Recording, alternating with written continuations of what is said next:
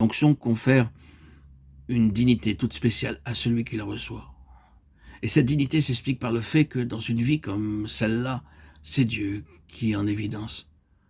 Mais il est clair qu'une telle dignité qui porte en elle quelque chose de Dieu ne saurait mettre son empreinte sur une existence qui a sa dignité propre, son honneur propre à prendre en considération. À être vidé de soi-même. Il y en a qui vont plus loin que d'autres sur ce chemin. Et c'est toujours dans la vie de ceux-là que Dieu est le plus honoré. Et quel exemple de dignité. Relisez l'histoire. Le plus humble des enfants de Dieu, le plus obscur de ses serviteurs, la plus faible de ses servantes, revêtues de l'onction sainte, ont obligé les grands de ce monde, oh combien de fois, à reconnaître qu'il y avait là quelque chose de plus grand qu'eux, quelque chose qui les dépassait, un impondérable qui commandait le respect et dont la présence échappait à toute explication naturelle. Oui, il y a une dignité qui est un des privilèges attachés à l'onction. Le rôle de l'enfant de Dieu n'est pas de manger la poussière de la servilité, nous ne sommes pas faits pour aller ramper devant les influences de ce monde. L'onction porte avec elle quelque chose qui parle de Dieu. Une confiance, une assurance digne, tranquille. Ce n'est pas un esprit de supériorité ou de domination, loin de là. Au contraire, rien qui s'impose, c'est de la dignité, c'est tout. Tout court. La dignité, c'est là, par excellence, ce qui marqua l'attitude du Seigneur Jésus lorsqu'il était parmi les hommes. Les chefs du peuple, les autorités ne savaient que faire pour en venir à bout. Comment avoir raison de lui? On se perdait en conjecture en face de cette dignité sereine. En sa présence, chacun sentait quelque chose qui les dépassait tous.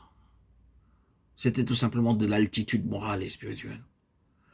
Cette douceur, qui est par excellence une des vertus que le Christ a personnifiées et qui est une des marques de l'onction, n'a rien de la pusillanimité.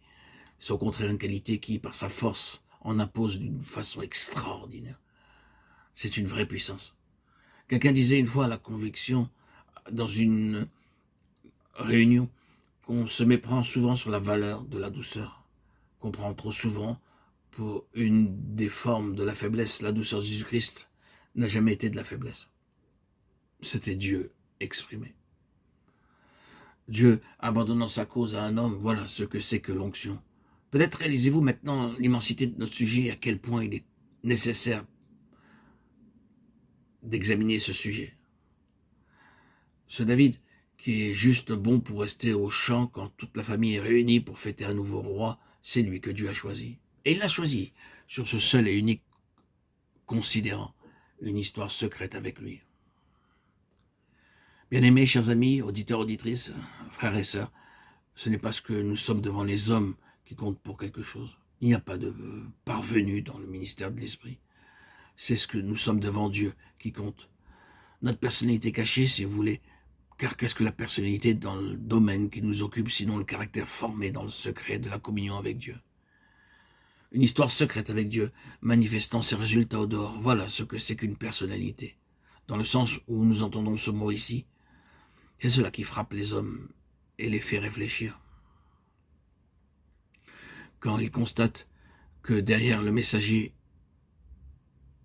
il y a Dieu, et entre l'un et l'autre, toute une histoire qui n'a jamais eu de témoin.